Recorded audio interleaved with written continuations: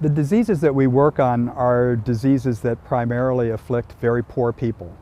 And President Carter has always been passionate about the poor, and part of that passion involves the health of poor people.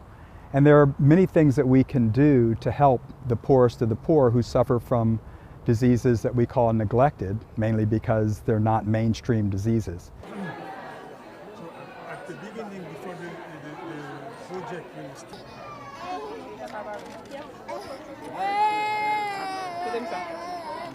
Can you? She's friendly. Hello? I think President Carter's interest in some of the diseases I work on, which are the diseases of the poor, stem from his childhood, from his upbringing. I mean, his mom was a nurse, and they lived in a part of Georgia where a lot of diseases occurred that we work on. For example, trachoma, a disease of the eyes, occurs or used to occur in Georgia and in Plains, Georgia. So I think he can remember as a child these conditions and what his mom was able to do about them. And I think that really influenced his passion for the kind of work we do. So a great story that I have, we were in Nigeria, and we were in Plateau and Nasarawa State, which is in central Nigeria.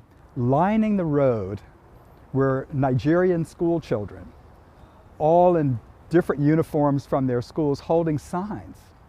And different signs like, "Thank you, President and Mrs. Carter, we no longer have guinea worm," or "Thank you, President Carter, because I don't urinate blood anymore." That's a condition, schistosomiasis, that we work on. I think what I have learned most importantly, and it's a principle at the Carter Center, is that if the goal is worthy, move ahead even if there's a risk of failure.